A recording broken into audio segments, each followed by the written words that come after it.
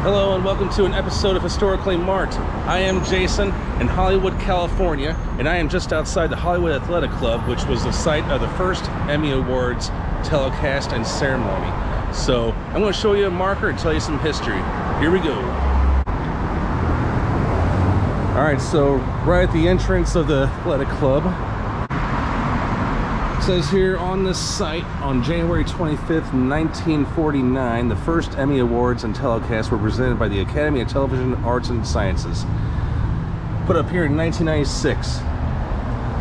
Alright, so that's the entryway. I'm just going to go inside temporarily.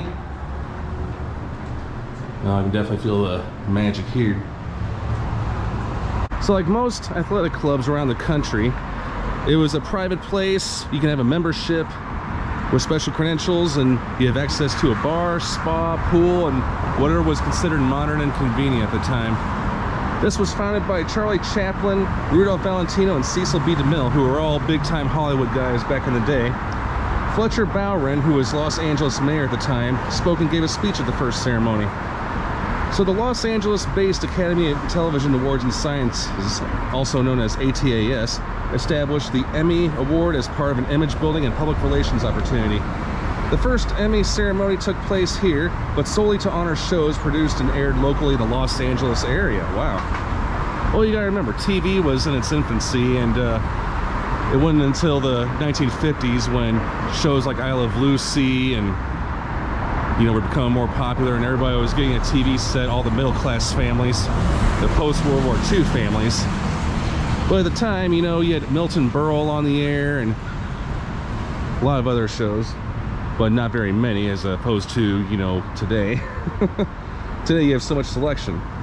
Shirley Dinsdale has the distinction of receiving the very first Emmy Award for Most Outstanding Television Personality during that first award ceremony.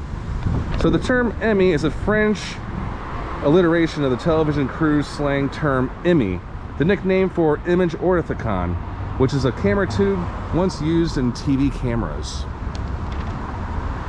So at least 6 awards were handed out that evening. Like I said, Shirley Dinsdale, who was a popular ventriloquist, was the first to be given an award.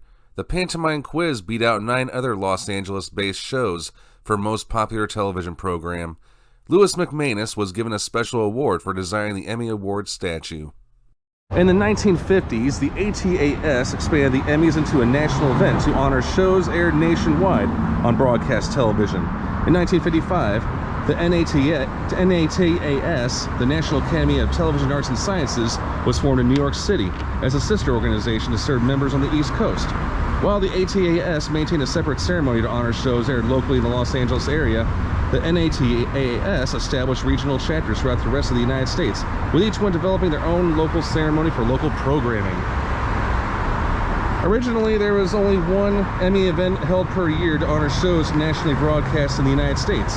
But in 1974, the first daytime Emmy ceremony was held to specifically honor achievement in national daytime programming. There are other Emmy-related events.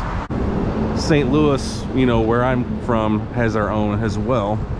Also, the International Emmy Awards, honoring television programs produced and initially aired outside the United States, was established in the early 1970s. So, that's a little history there. Now, there are at least 20 people, I believe, who have got the EGOT. So, okay, Emmy is the TV, Grammy, the G, is the music, as most of us know. O is for Oscar, or the movies, or motion pictures, whatever you want to call it. And then you have the T as in Tony for Broadway plays and all that. Stage, I guess, is the better term. So yes, a great piece of Hollywood history is just right here in this building. And it looks like they're leasing it, so Anybody who's got money, there's office and event space available here.